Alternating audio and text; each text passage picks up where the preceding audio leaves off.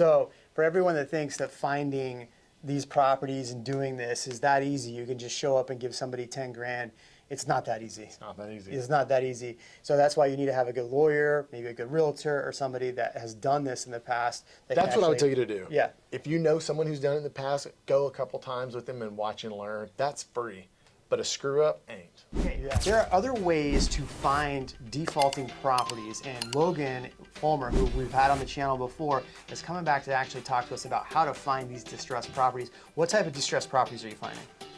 Typically distress happens financially, it's also physical. But the ways you can find this is usually in public records. So mortgage foreclosures, tax foreclosures, ownership problems, judgments, liens, tax defects, a lot of that can be identified in the public records, which is also known as the deed records. And so you're going through, and you and your team are going through and scouring these different ways to find properties, and you're putting together to find out if these are a good deal or not. Basically. Right, and then so you'll typically just go to the homeowner and say, hey, look, we see that you're running into these issues. You have a way to go find their phone number, or maybe you go door knock, and you're doing that and getting to them. You're also doing like warehouses and stuff like that. Those are things that you can find, like commercial. Right, so we shop through a distressed channel, not for a specific asset. So whatever happens to happen, a ranch just delinquent on taxes, a warehouse, there's a lot more single family housing. But we'll take anything if we can get it for less than it's worth. Okay. And so when you're trying to define what is a good deal, what are some of the ways, we're going to show you in a second how to actually find and look for some of these, but how do you go and figure out for your metrics what's a good deal and what's not a good deal? I really want to be in something for about 50 cents on the dollar. 50 cents on the dollar. So if something's worth 300K, you want to be into it for a minute, 150 or less? Not more than 150. Now, I'll use rough metrics because if you go and run comps on every single one of these couple hundred, you don't have the time for that. So I'll look at the tax record and say, what's it worth on the tax record? Am I going to get it for half? It's worth a call. Later on, I might find out that my metric is up or down and I have to adjust, but it's a good way to systematically move. Okay. And so why is it that you're looking for 50 cents on the dollar? Well, there's a lot of reasons. A lot of people think it's profit first. It's not. It's risk first. Okay. If you buy a home that you can't get inside of before the auction, there might be concrete in the drain. Okay. There might be drywall ripped out. It might be gutted. There might have been a fire. There might be squatters that could take you a year to get them out. You actually don't know. So you have to account for all these levels of risk. Okay. As long as you account for all of those and they don't all happen, you should have plenty of margin left. Okay. So I've heard you say this before. It's not what you sell your property for, or when you're buying a distressed property or buying an investment or selling an investment. It's not what you sell it for. The money is in what you buy it for. Yeah, an old-timey banker always told me early on, you make your money when you buy. You make your money when you buy. And I think that's when, you know, when we're looking at distressed properties and people are looking at what it's selling for, what it's going to sell for, and they go, okay, well, I can sell this for $500,000, so it's okay buying it for $400,000. That metric wouldn't work. That's right. A lot of folks look at this value add, and that value add, dollar per hour, is usually a lot less. If you're buying equity from day one, your dollar per hour is usually a lot greater, so I try to do that more. Okay, so let's walk us through some of what you're finding. We did a full video. It's here in the channel. We'll put a link to it. We talked about how to actually go find foreclosures, and we actually went through and showed you how to find the foreclosure auction, all of that. So we're going to focus more on this video, less on mortgage and more on taxes and other stuff. Yep. Okay, so walk us through this. So this is a Linebarger website. Other counties have other law firms, but this is one of the large ones in Texas. You get to look at a map here, and we'll just click on one of them. This property here was struck off to the county. It means no one bought this one and is now owned by the county. You can buy it for this price, $1,200. You go to the county, buy it from them right now, you can. But if no one bought that, it could be a strip of land, you know, the ones between the houses. Yeah. It could be one of those, things like that. So you want to look out. I'm going to ignore that one. Why is it that you don't like struck-offs? Struck-offs were good a long time ago because no one knew they were there, and all this stuff would go to sale, and you could go through the sale effort, or I could go to the county the next week and look at the struck-off list and write a check for 15 properties for $5,000 a piece. That's what we did in the early days. Nice. That doesn't happen. Today they sell. So if it didn't sell at the market or at the auction, it became property of the county, it's probably not worth it today. Okay, all right. All right, so what are we looking at here on this one? So this is a posting of a sale coming up 8/6, which is next Tuesday. Estimated minimum bid's $23,000. That's the total of delinquent taxes and municipal liens, like mowing liens or securing a property. The assessed value comes right off the tax roll. $58,000 is what they say it's worth. Now we know distressed properties a lot of times are worth less than Redfin or Zillow usually say they are. So this is probably not something I would look at without even looking at the house. So this is is tax lien or what? This is a tax delinquent property. Okay. Texas isn't a tax lien state. Okay. It's a tax deed state. So when you go buy that tax deed, that property is yours right today. Okay. So, but you're basically paying the taxes off on it, and they're giving you the property. Is that how it works? That's it. Okay. So, like this, they're estimating the minimum bid to be this, and the assessed value. How are they pulling the assessed value on it? Right out of the appraisal district. Okay. But sometimes the appraisals are lower than the actual property, right? That's right. So if you bought it for $23,000 and it's worth $80,000. That could happen. Yeah. That could. Okay. So it could happen. But for you and what you're doing, that property wouldn't make sense. I know this is a low value property. Honestly, for me, I'm not even going to touch this. I'm Okay. really not going to want to do a transaction of this sort unless I've got 50 grand to play with in equity. Okay. All right. Well, walk us through how to find some other tax ones then. So this one would be a vacant lot. North New Braunfels is over this area. I don't know why it's not showing up, but this is a vacant lot over here. $140,000 is the adjudged value, and the minimum bid looks like it's the same. This is on the east side of town. I know the area well, but it looks like you got a lot of demo. I don't know what the size of the lot is. You could have some equity on that, but I'm not sure. But this is what's interesting to look at. The cause number is 2009 TA. It's a 2009 lawsuit. Oh, wow. They have been litigating that tax lawsuit for that long. Now, it probably has a lot of owners. They can't get good service on them, which is why it takes so long. Okay. But when they get that final order, they might have 2 years remaining taxes that don't get paid in this. So if you're going to go buy this, you need to look at post-judgment taxes as well. Because you're going to pay 144, you might have another 10 grand in taxes outstanding for the next 2 years. Wow. After the order. That's a Okay. little surprise. But even if you don't know that, if you pay attention to what I said earlier, buy it for 50 cents on the dollar or less, you can afford that screw up, that risk, and still be safe. Well, so it says the adjudged value is 144 and the estimated bid value is 144. Got no equity. I wouldn't play ball. Yeah, I wouldn't play ball. All right, let's look at another one. Maybe like this one. This is one I'm going to show up. Boom. Here. Okay. If that value is anywhere near 123,000, you have a good opportunity to get some equity, even if it needs a lot of repairs. Okay, and this is on the tax website. What was this again? Taxsales.lgbs.com? LGBS.com. Okay, so this one right here, this is something that you might look at, right? And you might try to hit them. Can you? This isn't going to go to auction, right? Or how do you? How do you buy That one's this? scheduled for auction. Okay. Is So this going to be the same auction? This will be on the tax auction at the yard we were at in a couple weeks. All right. So if you weren't familiar, here's the actual yard where the sales are going to happen. So, but looking at this, so this is going to go out on the auction block next week for $19,000 is going to be the estimated minimum bid, and they're actually giving you the value on it.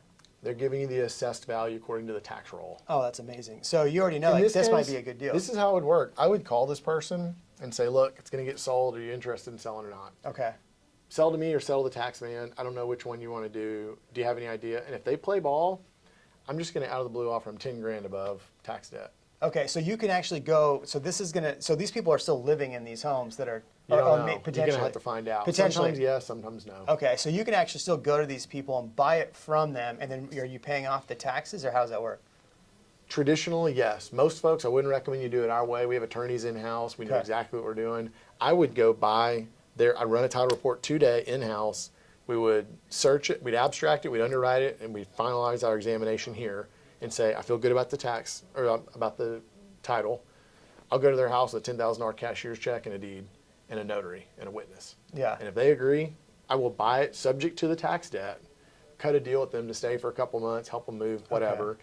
and then I'll go pay that tax debt tomorrow or any day before 10 a.m. on Tuesday. Okay, so you're going to go to the county and pay that debt, and then it's yours. Right. Now, it will be mine when I buy it from the owner. Okay. The tax debt's pending, but remember we talked about earlier, sometimes you have to file a restraining order. Yeah. Most folks that aren't sophisticated like this, I wouldn't recommend they try that. I would just go talk to these folks, try to get a deal, write the contract, go send it to the title company, and then you might need a lawyer to help postpone that sale. That's Okay. what the typical newbie should do. Okay. Get a lawyer to help. Okay. Yep. Here's another one that might be worth it too. Look, you're looking at a adjudicated value of 112,000, estimated 10 grand. Your team's probably already called them and offered them 10 grand. I've called everybody on this. I'm 100% certain. Okay. Yeah. But So- see here, so if I call them and cut a deal and pay the taxes off, this is what it starts to look like next week. Canceled. Okay. And these are all taxes. These are all tax delinquent. That's right. On these. So what's another? Okay, so we did a whole video on mortgages, tax delinquent. What are other ways that you're buying distressed properties? A lot of judgments and liens can prevent property from selling. And when people get into financial straits, Okay. they start to owe. That causes a lot of issues with titles on property. So we look up judgments and liens and call property owners that have those. How would I find a judgment and a lien? So that would also be in the land records. Okay. But it's a little more complicated process because you have to run a report of the judgments and liens, and you have to cross-reference it with the tax rolls to find out if those people own property. Okay. If they do, you might have a deal. Okay, good. So for everyone that thinks that finding these properties and doing this is that easy, you can just show up and give somebody 10 grand. It's not that easy. It's not that easy. It's not that easy. So that's why you need to have a good lawyer, maybe a good realtor, or somebody that has done this in the past. That's what I would tell you to do. Yeah. If you know someone who's done it in the past, go a couple times with them and watch and learn. That's free. But a screw up ain't. Yeah, right. So if you like tied up, let's like go here.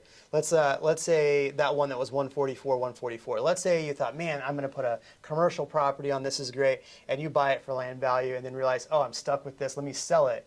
Now you're stuck with a property that's probably worth what it's worth, and now you're going to lose money. You'll lose realtor fees, title fees by the time you sell it. Yeah. Interesting. Okay. And another thing, I don't want to complicate this and scare people, but some of these strange properties may have environmental issues if it's commercial. We looked at a huge warehouse that was one of the craziest good deals we've ever seen early on in my career. I was going to buy this massive warehouse for 200 grand. And I got there, I went and called, I contracted, it was a struck off, so the county owned it, no one bought it at sale, and I thought everyone's so stupid, they missed this. I got 10 days to do diligence on it and found out there was a massive environmental lien that was 5 times what the property was. Oof, wham. Wow. So when you're buying tax and mortgage foreclosures, 80-90% of the time you can buy it and it's clean and clear and no problems. The other 10-20% you got risk. So you got to practice. Go with people you know, get some guidance, take some online free courses, YouTube University, do a little research before you show up with a couple hundred G's you've been working years to save. Nice. Yeah, that's good solid information. What's another way that you're finding distressed properties? Outside of that, referrals. Referrals. A lot of folks in your local market are doing wholesaling, they're doing flipping, things like that. And there's message boards on Facebook and things like that. I get a hold of folks through there. So let's go through that. So let's say you go through Facebook and you find a wholesale deal, because I've seen people that have done this. Yeah. How do you judge what a good wholesale deal is and isn't? For me, I go back to my basic metric, 50 cents on the dollar. Okay. I'll buy darn near anything. That share, I'll buy 100 of them if they're 50 cents on the dollar. Okay. Same for houses. Okay. Same for land, same for warehouses. So if you find that somebody's got because I always see it, there's this house, it's $200,000, ARV is $350,000, right? Right. Right. ARV though means that you're actually putting money into it. You're probably paying what its fair market value is, Yeah. but you have value add opportunity by doing repairs. For me, if they're selling it for 200, I probably need to buy it for 100 because I want to go sell for 200. I don't want to do any construction. Right. So if you're a flipper guy and you want to do it and you want to do construction, that might work. Okay. Yeah, and that's one thing we talked about earlier is like you don't want to do construction on these properties. If you're buying a foreclosure or a tax foreclosure, a tax lien, you basically just want to either go put it back on the MLS as soon as you buy it, clean it up a little bit, or flip it to somebody else. Yep, that's right. Okay. So what are any other ways somebody would find a distressed property? Is it just those? You know, those are the main channels. We've tried every one of them. They've got your water utility districts will offer water shutoff lists. There's all kinds of ways that you can look, or you can run a code compliance list and see who's had citations issued to mow the grass on a property or board it up, things like that. You can get tricky and complicated. I've tried it all. Okay. Delinquent taxes, delinquent mortgages, ownership issues are the best. What are the best websites to get most of this information? I'd go to your land records in your local county. That is absolutely the best. And then you can call your tax assessor, collector, or tax office and ask them for a delinquent tax roll. They'll sell it to you for $200. It's everyone in the whole county. Name, address, how delinquent they are on the taxes, what the property's worth, and how many years it is. Okay. You filter that puppy and start calling. That's better than these. Yeah. Because it's all of them. Well, okay, let's say there's a delinquent tax, right? Let's say it's a $400,000 house. They have a mortgage on it and it's a tax lien. Usually that's not how it works. Okay, how's it Usually a work? mortgage will impound that balance and pay it. So Okay. typically mortgages pay the taxes Okay. and then include it in your monthly payment. Okay. The only way taxes are getting delinquent means the mortgage paid off and the homeowner's not Got paying it. taxes. Okay. That's why taxes have a lot more equity to play with, which is one of the reasons I like them more. Okay, so there you go. Taxes are the better than finding mortgages. All right, Logan, thanks so much, man. How do people find you? Instagram. That's where I'm at right now. Go to Facebook, go to Instagram, type in Logan Fulmer. If you haven't, I'll put his information below. I get a joy out of watching some of the stuff. He walks around, talks about some of the deals that they bought, how they put those together. Super informational if this is something you want to get into. Thank you for the time. If you haven't already, make sure you like, comment, subscribe, and follow this guy. Perfect. That was money.